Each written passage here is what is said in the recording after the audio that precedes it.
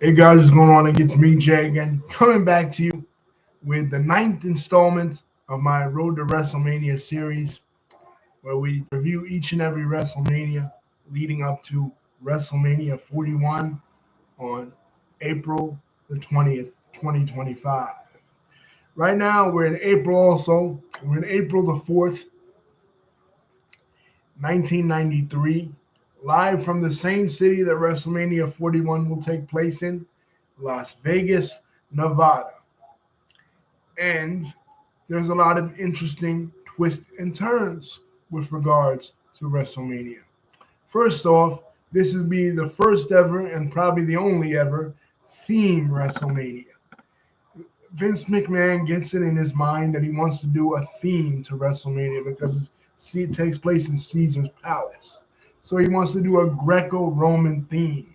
So at the Royal Rumble, he has a Cleopatra impersonator and a Julius Caesar impersonator, Cleopatra the Seventh and Julius Caesar, coming out to announce that the winner of this year's Royal Rumble, 1993's Royal Rumble, will go on to face the WWF champion,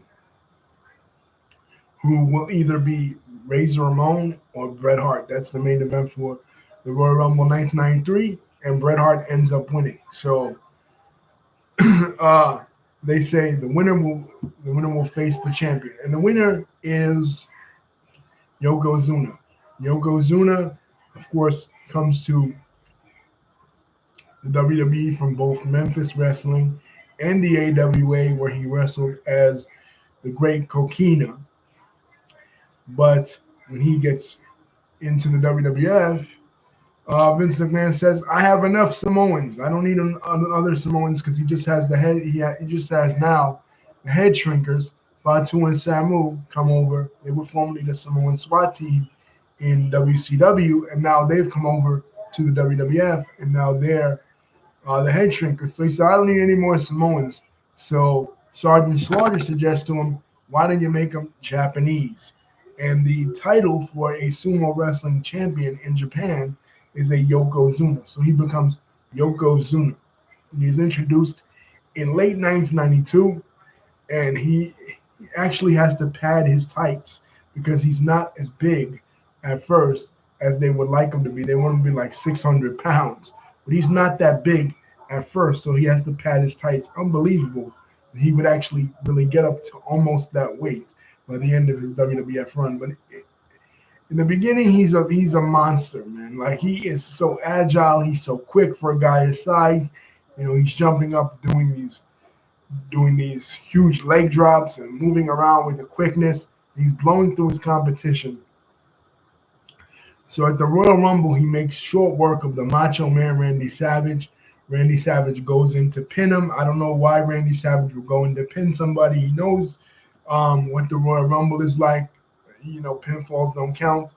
And Yoko just pushes him up and eliminates him. And Yokozuna is your 1993 Royal Rumble. So for the first time ever, like I said, they have the stipulation that the winner of the Royal Rumble will take on the WWF champion. So the match is set. Bret the Hitman Hart versus Yokozuna at WrestleMania 9. Now, what else is happening? Something else that is happening is Brutus the Barber Beefcake has now made his return. Of course, several years ago, Brutus the Barber Beefcake had a parasailing accident which messed up his face. So he was forced to wear a mask for a while and retire. But now he's back, and on an episode of Monday Night Raw. Monday Night Raw is the new show that WWE has put on the air in January of '93 in place of Primetime Wrestling. Primetime Wrestling had gotten old, gotten kind of stale. Vince McMahon wanted to try a new concept of basically he'd always been against studio wrestling, but WWE has really lost a lot of money in the last 2 or 3 years. Like, they hit their peak in 1990, and they've slid down after 91, 92, and then now we're in 93. And they're trying to cut costs in any way they can, so they're going back to the studio wrestling concept. And Vince McMahon comes up with the idea of Monday Night Raw, which he originally calls Monday Night Raw Uncut. You know, once again, Vince McMahon is not so great with names. but they just settle on Monday Night Raw, and it's live from the Manhattan Center. So it'll take place every week in the Manhattan Center in the heart of WWE's hometown in New York City. So on an episode of this new show, Monday Night Raw, Money Incorporated attacks Brutus the Bar Beefcake in his face, and they hit him with IRS's Halliburton briefcase, injuring his face. Now, this dastardly act prompts Jimmy Hart to turn babyface. He goes in and he covers Brutus Beefcake with his body, and now he's Brutus Beefcake's manager. So they say, in response to this, um, Beefcake's friend, longtime friend Hulk Hogan, has been watching from home, and Hogan will appear on Raw to make an announcement. So when he does appear on Raw a couple of weeks later, he makes two announcements. One, Jimmy Hart is his new manager. Jimmy Hart is now the manager of him and Brutus the Barber Beefcake, the Mega Maniacs. And the Mega Maniacs will be taking on Money Incorporated for the Tag Team Championships at WrestleMania. So a year ago, we thought we would not see Hulk Hogan, that he would leave the WWF, but as wrestling goes, he won't. He's back, and he'll be in the double main event and more, as we shall see.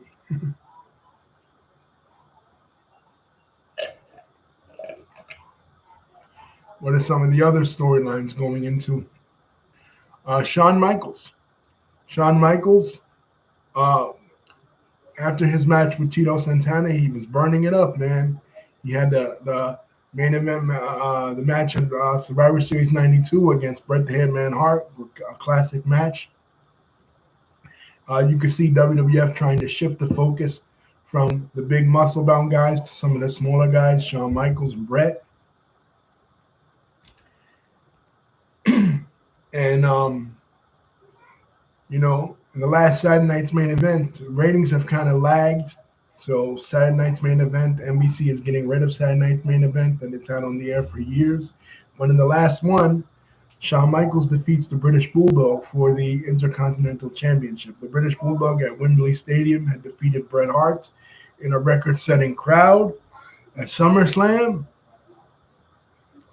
First time ever the Intercontinental title main evented a show.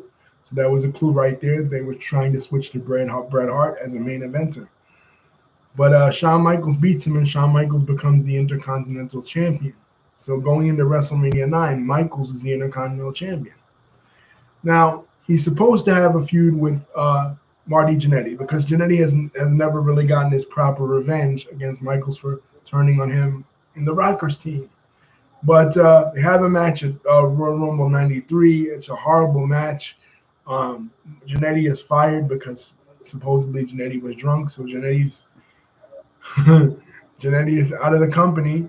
Michael snitched on him. So Michaels at WrestleMania 9 will be taking on still undefeated Native American Tatanka.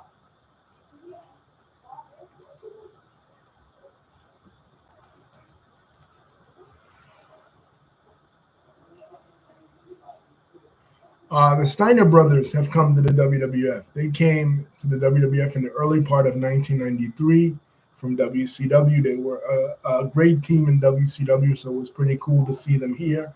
And they'll be taking on the other team that came from WCW. They're pretty used to wrestling. The Samoan SWAT team, they were called in WCW, but in WWF, they'll be called the Head Shrinkers. And this is probably the best match on the show, guys, to be honest with you. But going back a little bit to Shawn Michaels, Shawn's manager Sherry is now a babyface because he was doing his post-match mirror love, and Marty Jannetty came out to attack him, and he pushed Sherry in front of the mirror, and it cut Sherry's face. So now Sherry is out to get revenge, and she was supposed to be out there with Marty as Marty wrestled Shawn Michaels at WrestleMania, but since it's not going to be Marty, it's going to be Tatanka. She comes out there with Tatanka.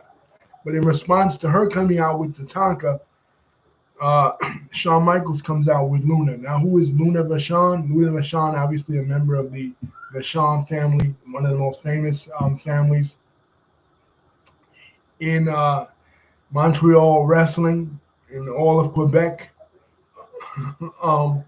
Mad Dog Vachon, Maurice the Butcher Vachon, Vivian Vachon, her mother. Um, of course, Mad Dog Vachon was very well known in the AWA as well. Um, she was introduced into the business in the 70s by Kevin Sullivan. It was an interesting storyline in my tribute to Kevin Sullivan. I talk about it. She comes in as a reporter. Supposedly, Kevin Sullivan gets control of her mind, and he turns her evil, and she becomes Luna Tick, and then it's finally shortened to Luna. But now she's made her way to the WWF, and I'd never seen her before, so I was completely shocked slash mortified with how she looked. And she comes in as a foil for Sherry. And they do have a slight feud in the latter part of 1993 before Sherry leaves the company and goes to ECW and will eventually wind up in WCW in '94. Um, Doink the Clown. Doink the Clown is Matt Bourne. He's come back in the later part of 1992. A clown started appearing um, at different matches, playing tricks on kids and playing really cool, cruel tricks on kids, making them cry. And Crush, who's come back, he's no longer a member of Demolition. Now he is Kona Crush. He is with the purple and gold outfit with his Crush finishing move, which was something I loved as a kid. Seeing that finishing move, and he's very mad at Doink for making kids cry, brah. He's like a walking, talking Hawaiian stereotype, but he never changes his gimmick name. He's always Crush. Every iteration that you'll see him in during this whole series, he'll always be Crush, except when he goes to WCW. But we won't be talking about him in WCW because this is all WrestleMania. But he'll be taking on Doink the Clown. Razor Ramon is here. Like David was saying, he was rooting for Bob Backlund at the Royal Rumble. Backlund actually sets his record at the Royal Rumble uh, for the longest participant in the '93 Royal Rumble. But this is his first WrestleMania. Remember, Backlund was in WWF before the WrestleMania era, the late '70s and early '80s. So he missed WrestleMania. This is also Razor Ramon's first WrestleMania because he wasn't in WWF for any other WrestleMania. He came in late '92, and WrestleMania that year was already over. So this is his first WrestleMania, and they'll be wrestling each other. And this match sucks. You know what I mean? This match is one you can overlook. Um, the next one is Money Incorporated. One of the main events, Money Incorporated versus Hulk Hogan and Brutus Beefcake. And this match is all over the place, guys. Uh, and Money Inc. wins. But Hogan and Beefcake get a hold of the briefcase and they start tossing out money to the audience. Really funny. But Hogan, interesting. Hogan has a black eye in this, and supposedly it's from another boating accident. But there are always these rumors that floating around that it was actually Macho Man that punched him because Macho Man had gotten a divorce around this time in real life from Miss Elizabeth, and he actually blamed Hogan and his wife for influencing Elizabeth to get the divorce. So there was a lot of animosity there. Savage is here as an announcer. He's not wrestling on this. And beginning with all the Roman stuff, like they were dressed as Roman gladiators. Like Howard Finkel was named Fincus Maximus. Macho Man came out with the Vestal versions, carrying him. Bobby Heenan came out on a camel, you know, and Macho Man says, live from Caesar Palace. They don't have raptors, but if they did, they'd be hanging from them, brother. And of course, Jim Ross has made the jump from WCW to the WWF. What happened was his buddy, Bill Watts, his former boss in UWF slash Mid South, was fired from WCW because he made racially insensitive comments.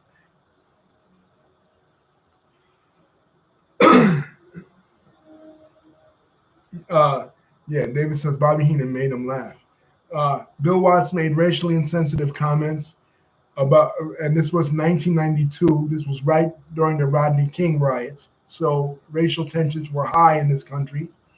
And Bill Watts said this in Wade Keller to Wade Keller in the Torch. Now, Mark Madden, another employee for WCW, goes back and tells Hank Aaron, who's in charge of the TBS Sports. And they don't like this, of course, so they fire Watts. So when they fire Bill Watts, JR is on the chopping block too. So JR, being Bill Watts' boy, gets fired from WCW. So he's finally in the WWF, and this is his first event. And he's kind of taken over announcing duties for Gorilla Monsoon, who's sick. You know what I mean? Who's starting to wind down. But this is JR's first time, and yes, Heenan fell off the camel. It's really funny stuff. But yeah, there were rumors that Hogan was punched by the Macho Man. We don't know if it's true. In the storyline, they were saying that Ted DiBiase paid somebody to injure Hogan before the match. So that was how they explained it. The next match is Lex Luger taking on Mr. Perfect. Now, the story with this was, of course,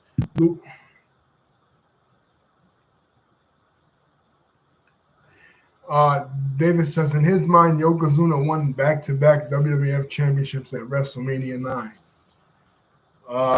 Yeah, David, if only that were if only that were what really happened, but we'll get there. Well, this story with Lex Luger is that he was in WBF, as you guys know, but WBF failed. So now he's not doing the bodybuilding anymore. He's wrestling, and he was introduced at the Royal Rumble 1993 by Bobby Heenan. And Heenan's description of Lex Luger as the narcissist, right? It's so funny because it's bordering on homoerotic because Mr. Perfect has defeated Ric Flair in a loser leaves town match. And now Ric Flair is going back to WCW. So Bobby Heenan needs a new protege, somebody more than perfect. And he picks Lex Luger, who he introduces at the Royal Rumble. But his description of Luger is so homoerotic, like it's borderline gay. Like he's describing Luger's, oh, look at his body, look at it. Like these lines were obviously being fed to him by Vince. This is something Vince would do, you know. You know, like look at his body, like he is having an orgasm over Lex Luger. But Luger comes in. Of course, he has the forearm gimmick. And funny story about this match, when they get to the match, Mr. Perfect has forgotten everything. He's forgotten everything. And Luger's freaking out because Luger is not such a great wrestler, but he has to be led in the match. So Luger's like, well, what do I do? What do I do? And Perfect just forgot. But it ends with Luger knocking out Mr. Perfect, and then Perfect going to the back, and he sees Luger talking to Shawn Michaels, and then he starts attacking Luger, and Shawn Michaels starts attacking him, and that's the beginning of the feud between Mr. Perfect and Shawn Michaels, which will lead to their match at SummerSlam. And now we have the Undertaker's match. This is the third match.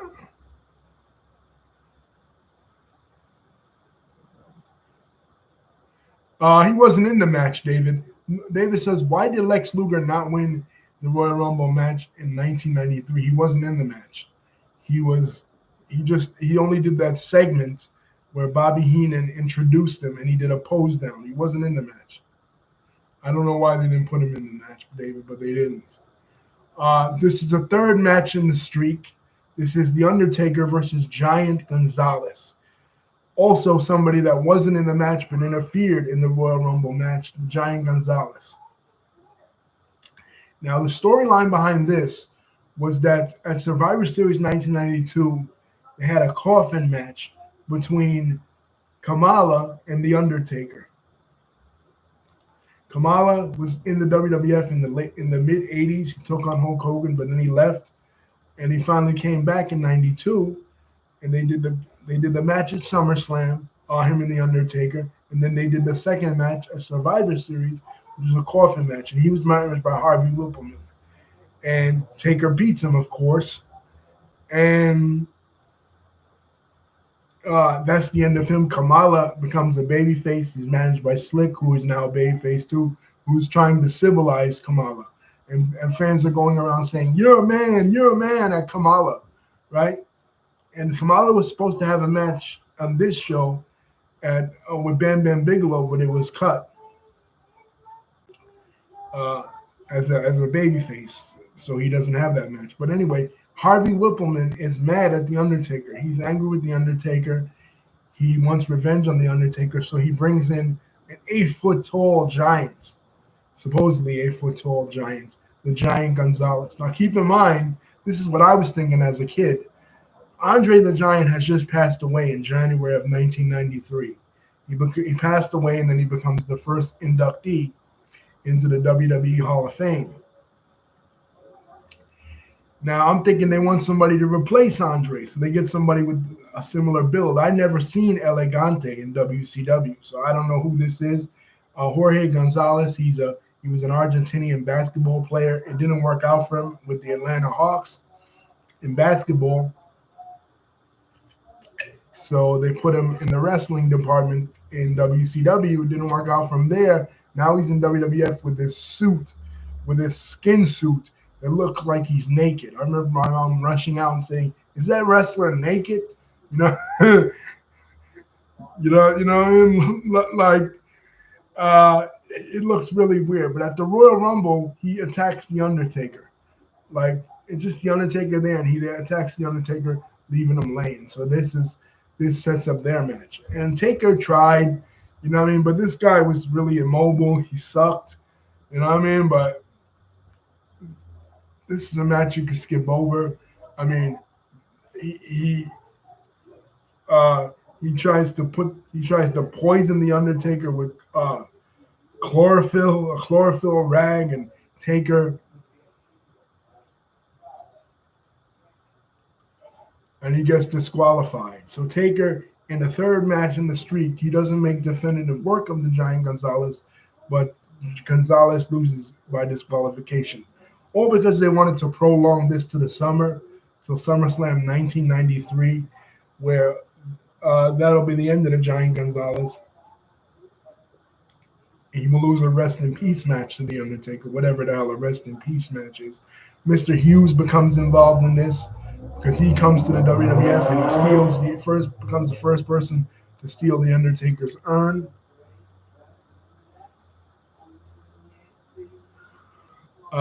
And the next match is Yokozuna with Mr. Fuji defeated Bret the Hitman Hart. Like David brought up, Yokozuna was on a hell of a roll. Like Yokozuna, he seemed unbeatable. He had destroyed Hacksaw Jim Duggan. Hacksaw Jim Duggan became the first person to knock him down on an episode of Superstars off his feet. And then after that, he hit Duggan with a bunch of banzai drops and just injured Duggan. So, like, what's he going to do to Bret Hart? Fans are thinking. So Bret Hart is fighting. And he finally gets Yoko down in the sharpshooter, and Mr. Fuji throws salt in Bret Hart's eye. Now, interesting thing, I was head first into the business at this time. And my bus driver was too. My bus driver was a wrestling fan, and he knew I was a wrestling fan. As a matter of fact, for my graduation, he bought me a WWF toy mic. But he pointed this out to me.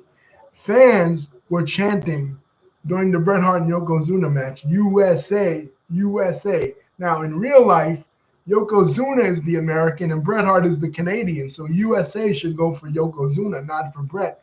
But Yoko's gimmick is that he's Japanese. You know what I mean? So They're chanting USA for Brett, but Brett's not even American. So Fuji throws salt in his eye. Yoko goes for the win. He pins him for the 1-2-3. Now, uh, they call WrestleMania 31, and we'll get there. When we get there, when we get to WrestleMania 31, we'll talk about it. But just a sneak peek, many people know. They call WrestleMania 31 the ending, the heist of the century, because Seth Rollins does something that's very similar. But the difference is, by the time 2015 rolls around, there's something called the Money in the Bank. Here, there's no such thing as Money in the Bank. Here, Hulk Hogan just supposedly comes out to check on his friend Bret Hart, who's suffering with his eye all messed up because Fuji threw salt in it.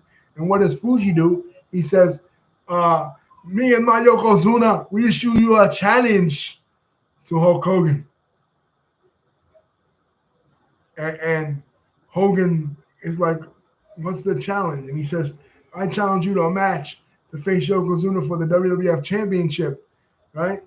And then Jim Ross is saying, go for it, big man, go for it. And Bret Hart is saying, go for it, Hogan. And Hogan's looking around, and they have an impromptu match. And Yokozuna grabs Hogan. He holds both his arms.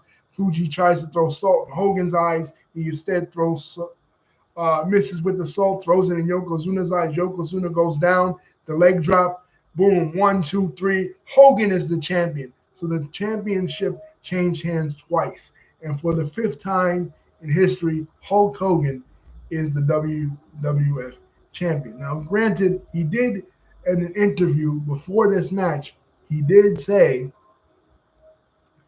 that he wanted to face the winner, which he called Yokozuna a Jap. I didn't know you could get away with racist language like that in 1993, but apparently you could. Apparently, this angle between Hulk Hogan and Yokozuna was digging at old wounds that had long been dried up since the end of World War II, 1945, when the Japanese lost in World War II. But it was because I didn't know this at the time, but I looked into it. What Vince was trying to hint at, and I don't know if he knew that wrestling fans wouldn't get this. He was trying to hint at business. There was a business competition at this time between the United States and Japan. In the same way that there is an economic Cold War in today's world between China and the United States, there was that in the early 90s with Japan. Now, of course, kids that are watching the WWF are not going to know that. So they're going to be like, well, why do we have beef with Japan? Isn't World War II over? You know, like, why are Japanese people portrayed as villains on American TV? Like, it was weird. And, of course, Yoko wasn't even Japanese. He was Samoan. But, Hulk Hogan is the champion. And people shit on this, but like if you watched it live, like I did, this was the first WrestleMania that I ever ordered, because WrestleMania 6 I saw on tape delay. This was the first one I ever ordered. It was the replay, and that was why this was done. I ordered the replay because as it aired, my grandma wouldn't let me watch it, but I went to a friend's house and I watched it. You know what I mean? So, but the reason why the title change was made because they were doing, they would have the pay-per-view and then 2 days later they would have the replay. You know what I mean? And WWF wanted to keep fans guessing. Like, oh shit, you turn on Superstars, you turn on Raw, Hulk Hogan's the champion. How did Hulk Hogan become the champion? He wasn't even in the match. But that's how this closes. Hulk Hogan is now the WWF champion. Now, for the rest of 1993, because Bret Hart is now the champion, they want to build Bret Hart. The plan is to have Bret Hart face Hulk Hogan at SummerSlam. That's the original plan, as in a babyface versus babyface match. They even shoot pictures of it with Hulk Hogan and Bret Hart in a tug of war over the title. But Hogan, at the last minute, pulls his creative control card, which he kind of had in WWF too, and says, no, I won't lose to Bret Hart. Bret Hart is a little guy. Bret Hart is a mid-carder. I want to lose to Yokozuna. So to build Bret Hart up, finally have the King of the Ring as a pay-per-view, their fifth pay-per-view. Now it's the Big Five instead of the Big Four. And Bret Hart becomes the first King of the Ring by defeating Razor Ramon, Mr. Perfect, and Bam Bam Bigelow. So that's a perfect pathway to facing Hulk Hogan at WrestleMania. But no, Hogan pulls his creative control, like I said, and he loses to Yokozuna. So at the first King of the Ring in Ohio, Harvey Whippleman gets on the stage on the ring apron as a Japanese photographer. He flashes Hogan's eye. Hogan loses to the leg drop. And that's the end of Hulk Hogan in WWF for 9 years. He will then go on to Hollywood to film Thunder in Paradise. And on the set of Thunder in Paradise, he will meet Eric Bischoff through the connection of Ric Flair when WCW is shooting the MGM studios, because Eric Bischoff has now taken over for Bill Watts as the head of WCW. And Eric Bischoff and Hulk Hogan will begin a friendship. And Hulk Hogan, by July of 1994, Hulk Hogan will be in WCW facing Ric Flair for the WCW Championship at Bash of the Beach 94. So that's the end of Hogan for 9 years. We won't be talking about Hogan in this series again until WrestleMania 18 in 2002. But closing 1993, Yokozuna is the champion. And to bring up David's point, Lex Luger, he turns babyface in July of 1993 on the USS Intrepid, July 4th. He body slams Yokozuna because Yokozuna has a contest of all American athletes, wrestlers, NFL players, every American athlete who can body slam him. And they're exhausted from everybody. All the wrestlers in the WWF, Crush, the Macho Man, everybody. A lot of NFL players. Then finally a helicopter comes down. It's Lex Luger. People are chanting Hogan, Hogan, Hogan. Luger pushes Bobby Heenan out of the way and he body slams Yokozuna, begins his trip around the country, campaigning to be the number one contender. He gets that chance at SummerSlam 1993, but he doesn't win. He wins the match, but he doesn't win the championship. He wins by countout. So, and then in Survivor Series, Lex Luger becomes the sole survivor of the All-Americans team against Yokozuna's team of the Foreign Fanatics. So coming out of WrestleMania, Money Inc. are still the tag team champions.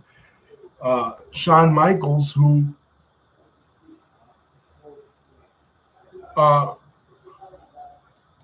retained the title because Tatanka won by countout. So Tatanka maintains his streak. He doesn't lose, but he doesn't win the title either. And of course, according to Tatanka, that was nixed at the last minute by Shawn Michaels. I guess he wanted to still do the program with Marty Jannetty, which he ends up doing in the summer. Marty comes back. Marty beats him on Raw with help from Mr. Perfect.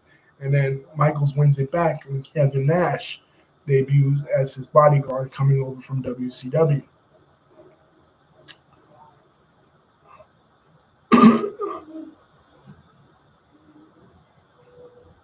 So basically, the only champion that lost his title that night was Bret Hart. But that's the end. Yokozuna's the champion. Hulk Hogan's the champion, but at King of the Ring, Yokozuna wins it back for the second time. And going into WrestleMania 10, the 10th anniversary of WrestleMania, the first one I was there live for, we'll have a unique situation resulting from the unique results of the Royal Rumble 1994, in which we'll have not one winner, but two. And we'll pick up from there in the next installment. Thank you, David, for contributing. Thank you guys for watching. Don't forget to like, comment, and subscribe. The next installment, live from New York, the city, the mecca of sports entertainment. WrestleMania comes home again. WrestleMania 10.